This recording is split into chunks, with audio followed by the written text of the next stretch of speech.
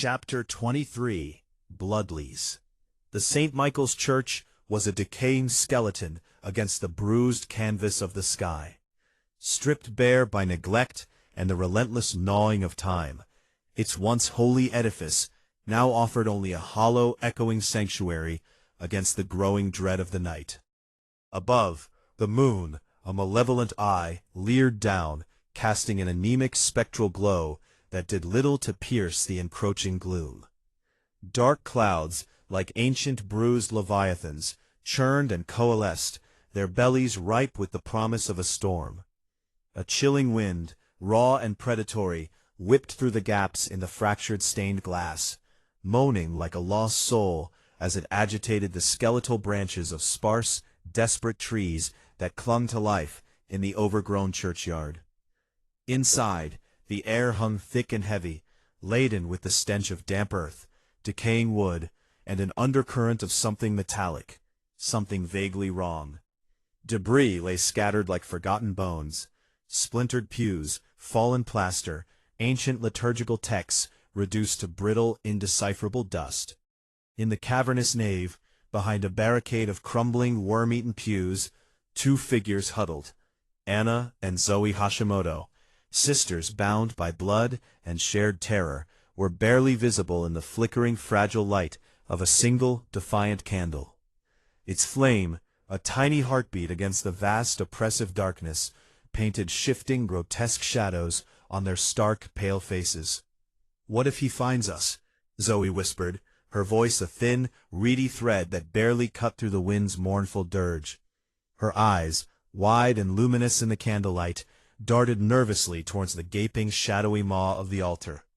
Every creak of the ancient timbers, every rattle of the windows, seemed to her a prelude to something monstrous.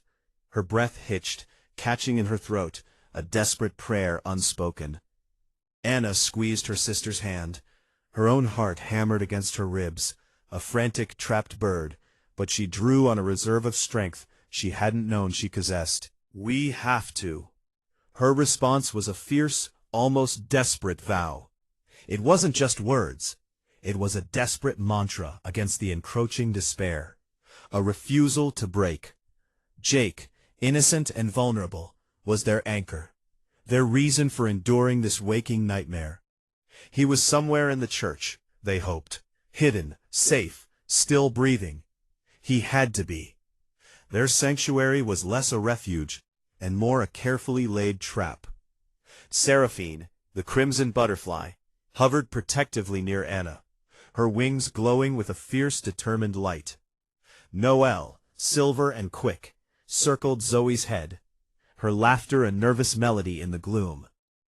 A hastily constructed snare, woven from salvaged ropes, strips of tattered cloth, and the very prayers of their fear, lay draped deceptively across a darkened aisle.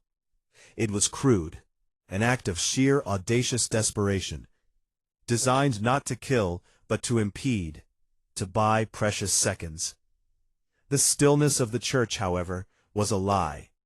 It was a holding of breath, a tightening of the spring before the brutal release. A low, rasping growl, like stones grinding together, began to vibrate through the very foundations of the building. It was a sound that had haunted their waking hours and invaded their nightmares since Vargoth had first stalked their lives. Then, a sudden, heavy thud, not a stealthy approach, but a deliberate, arrogant stride. A shadow, larger and more profound than any candle cast, fell across the main aisle. Vargoth. The air grew colder, heavy with the scent of something primal, something utterly devoid of warmth or life. His pale blue eyes scanned the nave, finding nothing, seeing only the empty spaces. Sensing the danger, Seraphine and Noelle darted forward, desperate to buy the sisters precious time. "Go," Seraphine urged, her voice a clarion call in Anna's mind. "We'll hold him off. Just get Jake out." Noelle zipped ahead, weaving through the smoke and rubble, taunting Vargoth with flashes of silver light. "Catch me if you can, damn reptile," she called, her voice ringing with a wild, reckless joy. Vargoth lunged, jaws snapping, claws slashing at the air. Seraphine darted in, her crimson wings slicing across his snout, drawing a snarl of rage. For a moment, it seemed the butterflies might succeed, but Vargoth was relentless. With a sudden, brutal stomp, Vargoth brought his massive foot down on Seraphine. Anna screamed as her guide was crushed beneath the monster's weight, Seraphine's light flickering and then vanishing in a burst of crimson sparks. The loss hit Anna like a physical blow, leaving her gasping, her spirit reeling. Noelle, seeing her companion fall, darted higher, her movements frantic. Vargoth gave chase, his jaws snapping, claws raking the air. For a moment, Noelle seemed to revel in the chase, darting just out of reach, her laughter echoing through the burning church. But Vargoth was cunning. With a sudden intake of breath, he unleashed a bolt of electrical energy from his mouth, a mouth taser crackling with lethal power. The bolt struck Noelle mid-flight, incinerating her in a flash of silver light.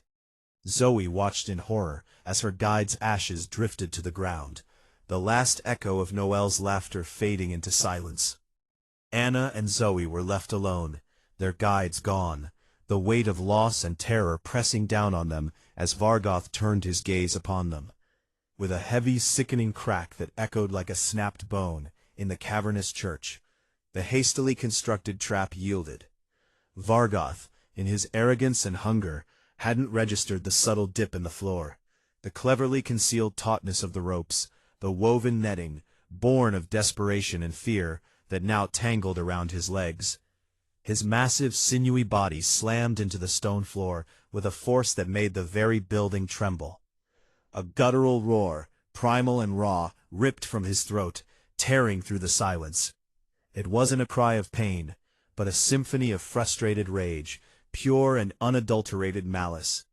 The sound clawed at the sisters' eardrums, vibrating through their bones, threatening to shatter their resolve. Anna and Zoe, faces pale but hardened by a grim, unyielding resolve, tightened their grips on the makeshift weapons they wielded.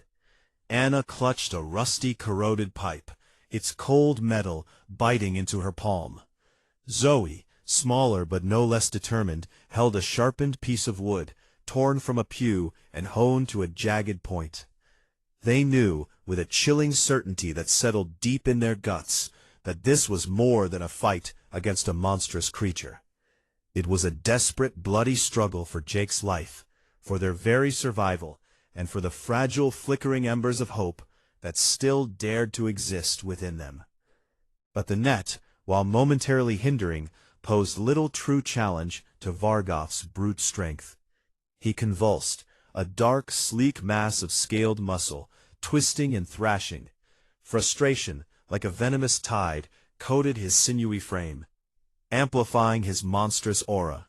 His pale blue eye, normally pools of cold, calculating intelligence, burned now with an incandescent fury, reflecting the tiny candle flame in their depths like captured stars.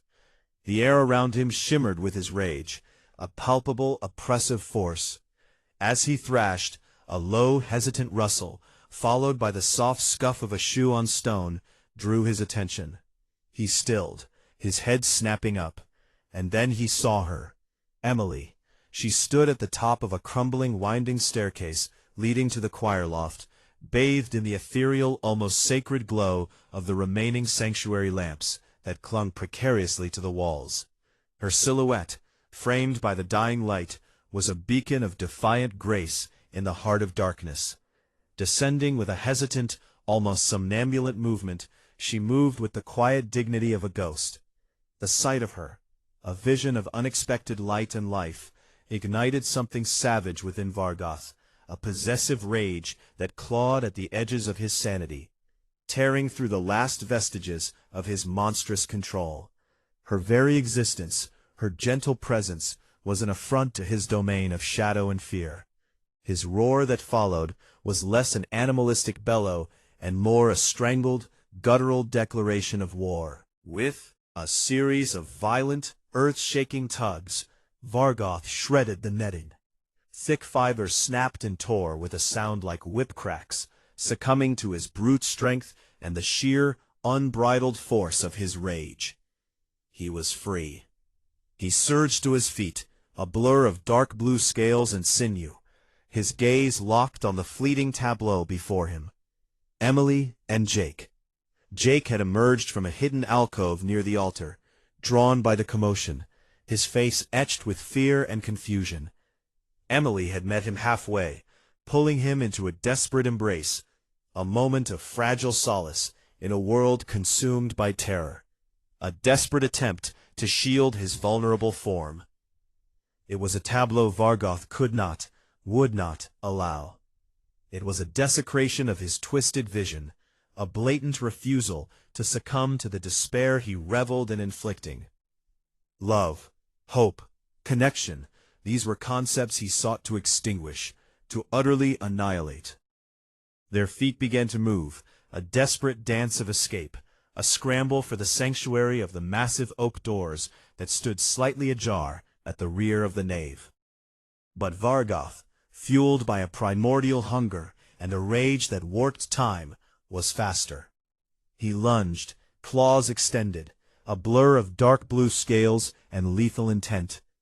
The air shrieked, a violent gasp, as his talons cut through the space between them, a deadly arc of sharpened bone. The impact was brutal. A searing, white-hot pain ripped through Jake's side, a scream tearing from his lungs, a choked gasp lost in the echoing vastness of the church. Vargoth's razor-sharp claws had found their mark, tearing flesh and muscle with a sickening ease, a spray of crimson blossoming against the dull gray of his shirt. Jake stumbled, clutching his bleeding side, disoriented, terrified, his mind struggling to process the sudden, overwhelming agony. And then, fate, in its cruelest and most ironic form, intervened. Jake, staggering backwards, lost his footing, his scream now a ragged sob.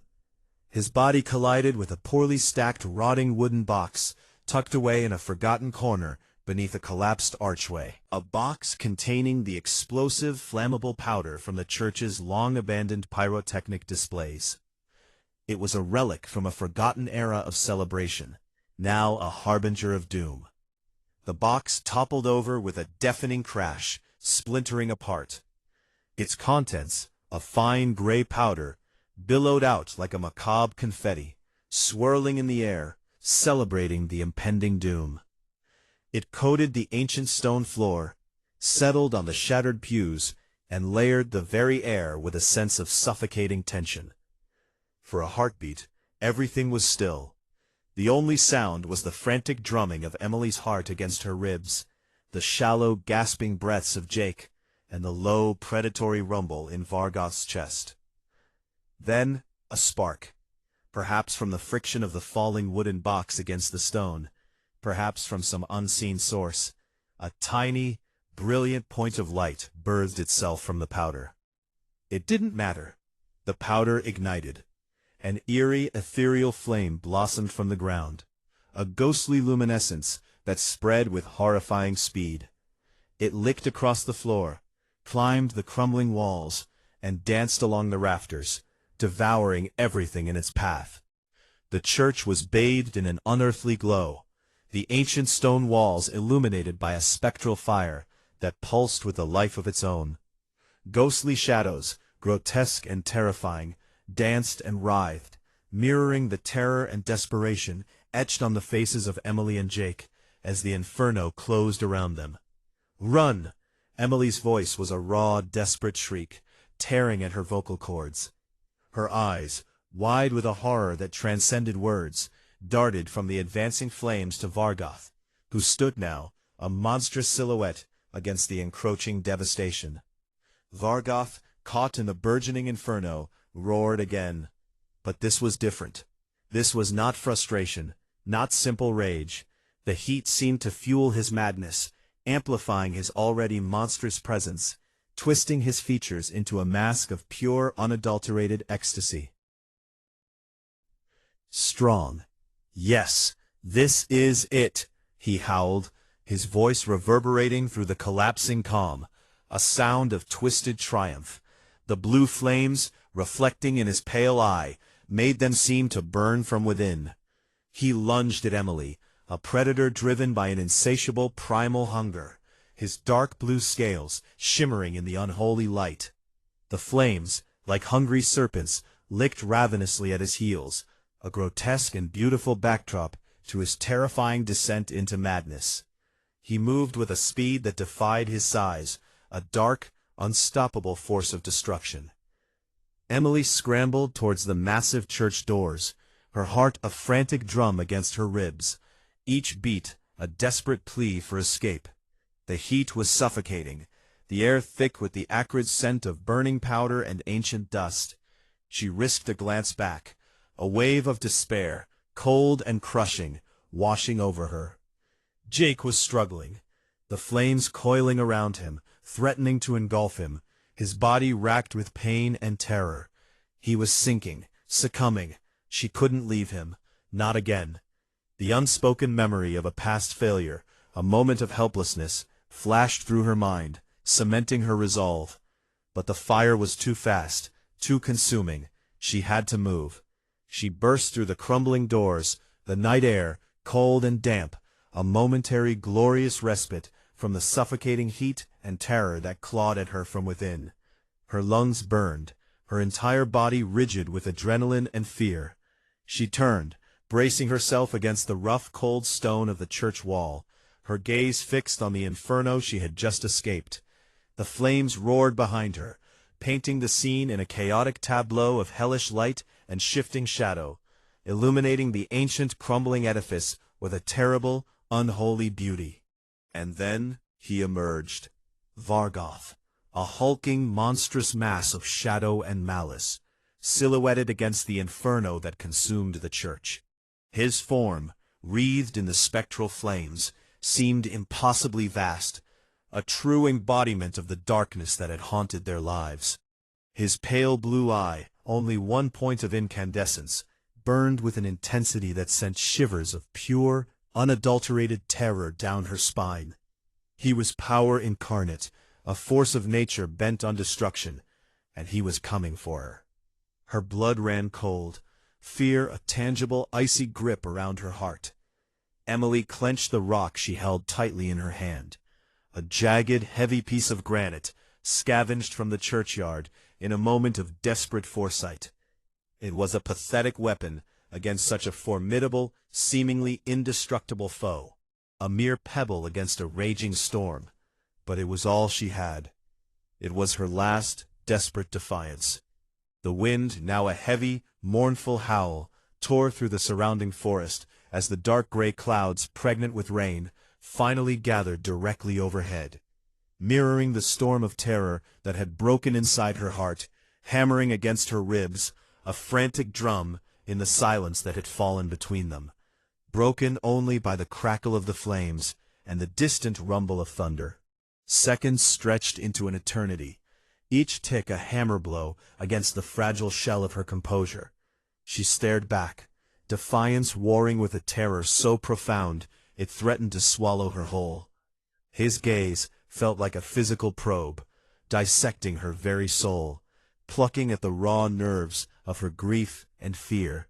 Then the monster spoke.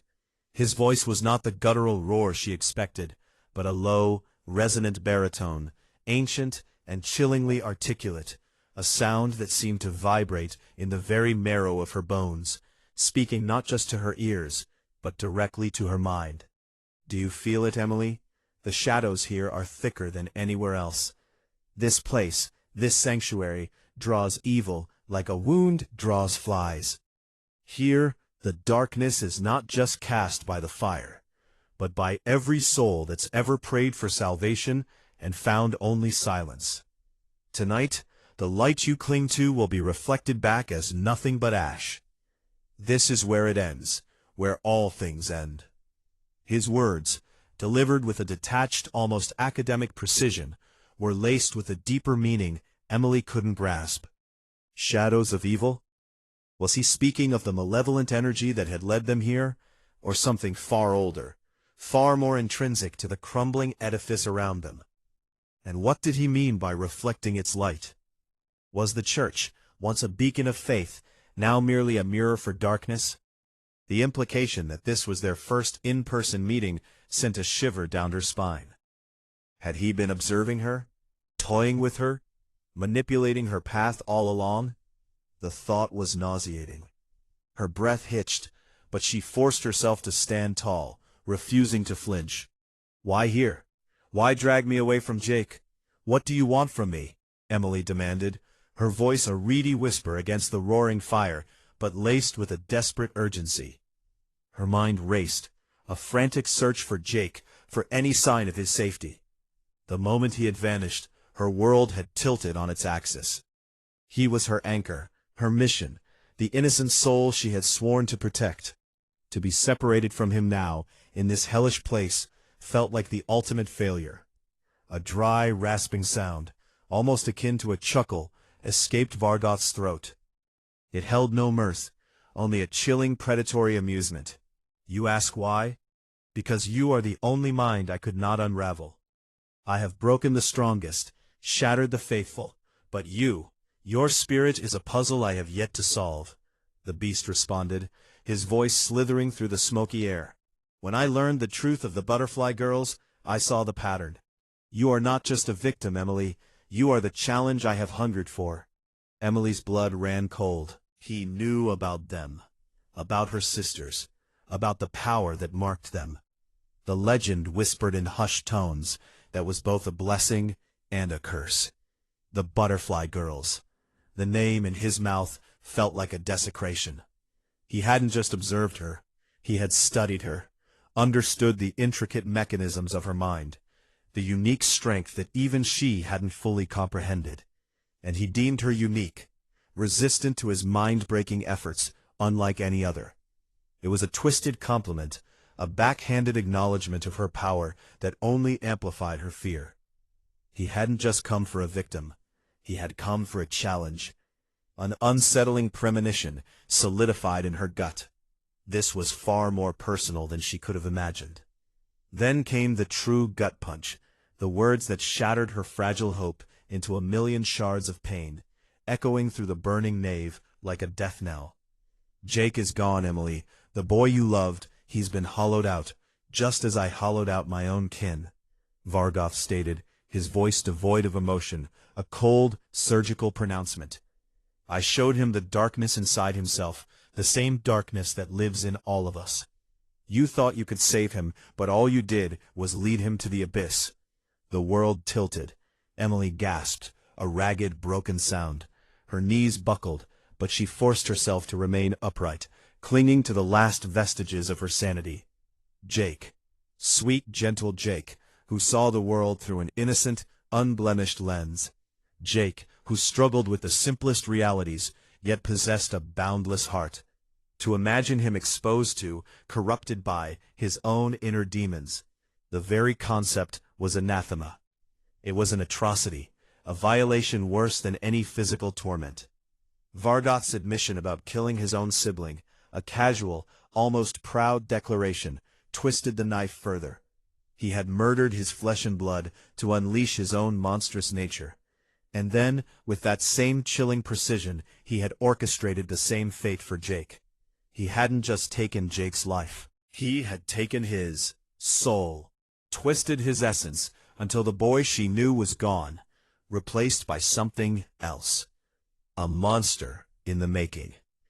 The thought ignited a cold, hard knot of fury in Emily's chest, momentarily overshadowing the sheer, debilitating grief.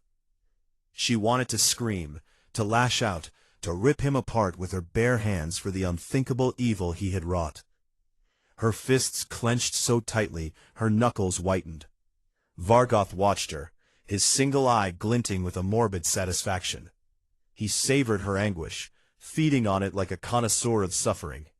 It was a macabre performance, and she was the captive audience. "You see, Emily, monsters are not born. They are made," he continued, his voice taking on the air of a grim philosopher. "The Krills you trust, the people you love, they were all monsters once. They just forgot. They wrapped themselves in the skin of humanity and called it virtue. But you are something different. You are a mutation, a reminder that the past is never truly buried. Emily's mind reeled. Krills, monsters, a hidden history, a secret evolution. Vargoth was peeling back the layers of reality she thought she knew, revealing a terrifying, primordial truth. Krills, the people she knew, the people she was related to, could be descendants of monsters, or worse, were monsters who had simply forgotten their true nature, cloaked in human skin. The implications were staggering, horrifying. Was this why the Butterfly Girls legend existed? Was their power merely a vestige of a forgotten monstrous heritage? It cast suspicion on everyone, everything. It tainted the very concept of humanity, turning it into a fragile, fabricated veneer. You think you know me? You think you can define me by your twisted logic? I am not your creation. I am not your puppet. My pain, my love, my friendships, they are real. They matter. And I will not let you take that from me. Emily responded, her voice tight with a desperate need to poke holes in his terrifying narrative, to find a flaw in the fabric of his monstrous philosophy. It was a flimsy shield against the overwhelming horror, but she grasped for it regardless. A slow, deliberate smile stretched across Vargoth's face, revealing teeth that were too sharp, too numerous, glistening wetly in the firelight. It was a smile so sinister, so devoid of warmth, that it turned her stomach.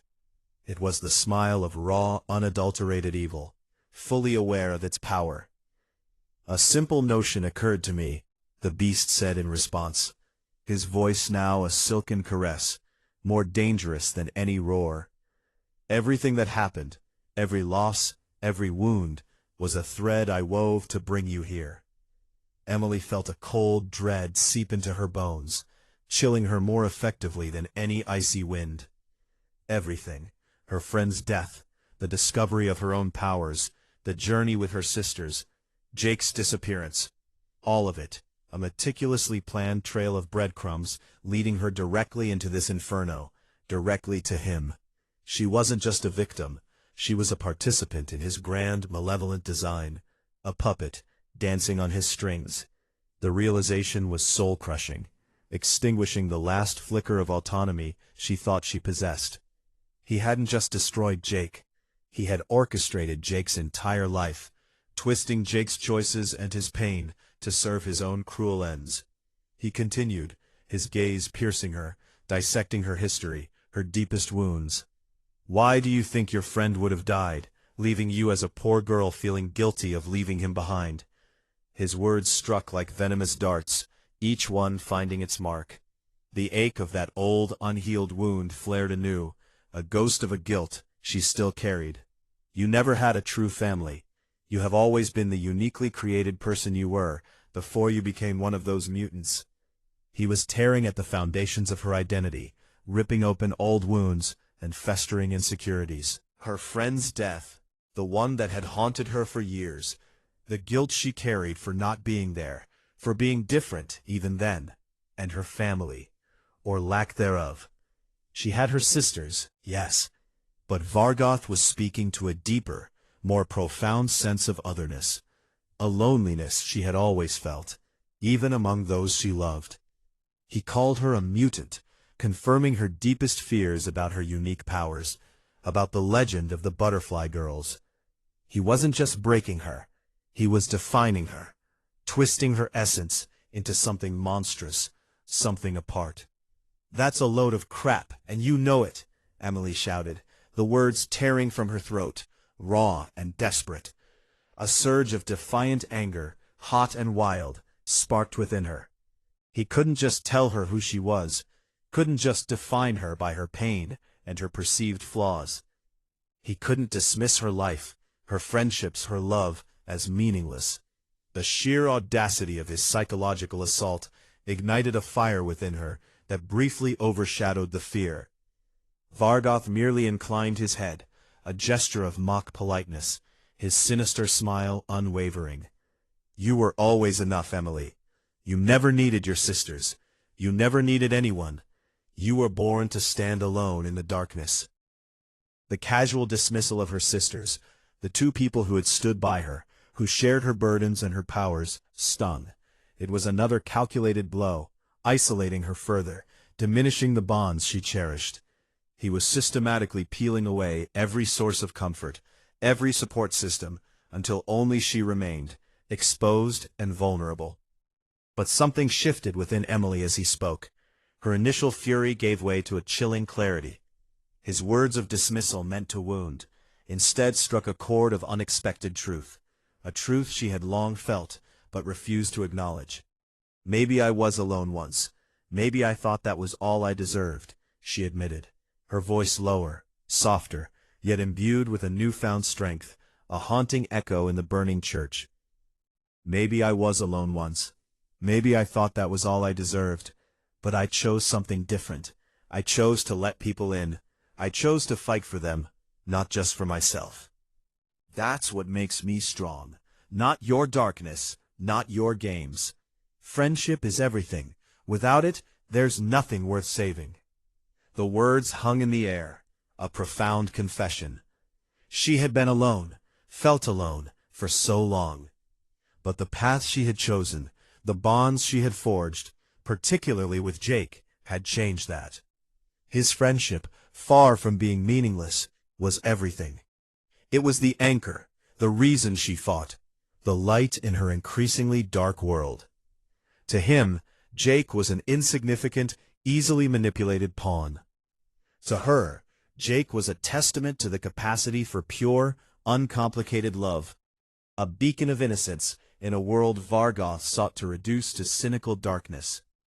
Her past loneliness had been a void, a sterile existence.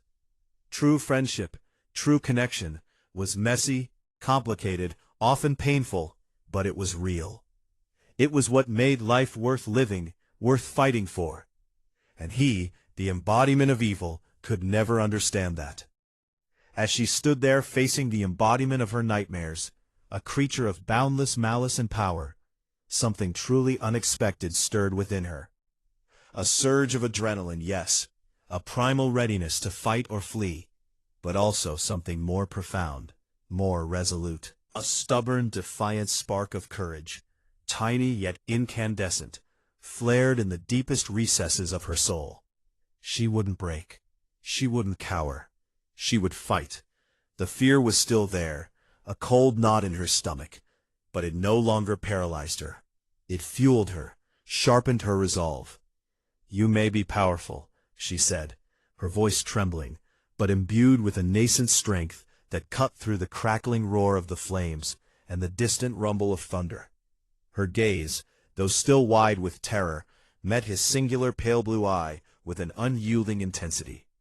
Vargoth's single eye, which had remained fixed and unblinking, widened ever so slightly, a flicker of surprise, a perturbation in his otherwise perfect mask of cruel amusement. He had expected wails, pleas, a complete collapse, not this hardened defiance. "You may be invincible," Emily continued, her voice gaining momentum, shedding its tremor, growing clearer, stronger, steelier with each word. This time, the monster's reaction was more pronounced. His single eye widened further, and his mouth, a slit that had been curled into that chilling smile, slowly parted, as if to speak, to dismiss her, to mock her audacity. But before he could utter a sound, before he could articulate the contempt he felt for such a declaration from a mere human, the words that followed seemed to strike him with the force of a physical blow. "Say it then," Vargoth shouted, a loud, guttural shout, born from ancient primal fury, rumbled deep within his chest, rising to drown out the church's dying groans. His sinister smile finally vanished, replaced by a terrible wrath. "But I will fight," Emily shouted back, her voice echoing through the burning church, a fierce, raw cry of defiance that momentarily silenced even the roaring flames.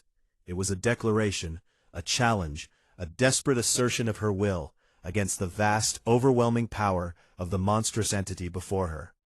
Vargoth paused, his massive head cocked slightly, as if considering her for the very first time, not as a pawn, not as a victim, but as an opponent. A flicker of something akin to amusement, cruel and chilling, danced in his unblinking eye. It was humor born of utter contempt, a dark delight in her foolish courage. "Bold words for someone so weak," he hissed, his voice a guttural rasp that scraped against her nerves, a sound that promised unimaginable pain and suffering. As if in response to his pronouncement, a bolt of incandescent lightning split the bruised, smoke-choked sky, illuminating the crumbling church in a blinding flash. It cast the beast in stark, terrifying relief, every curve of his powerful frame, every razor-sharp edge of his monstrous form, outlined against the inferno. For a fleeting instant, Vargoth stood as a figure of mythological terror, a dark god challenging the very heavens. He threw back his head, his powerful throat distending, and unleashed a deafening roar. It was not a hiss, not a growl, but a primal, earth-shattering challenge that vibrated through the very foundations of the burning church, shaking Emily to her core. It was a sound that belonged to the birth of mountains and the death of civilizations, a declaration of war against the girl who dared to defy him, against the heavens themselves that witnessed their clash. The fight had finally begun.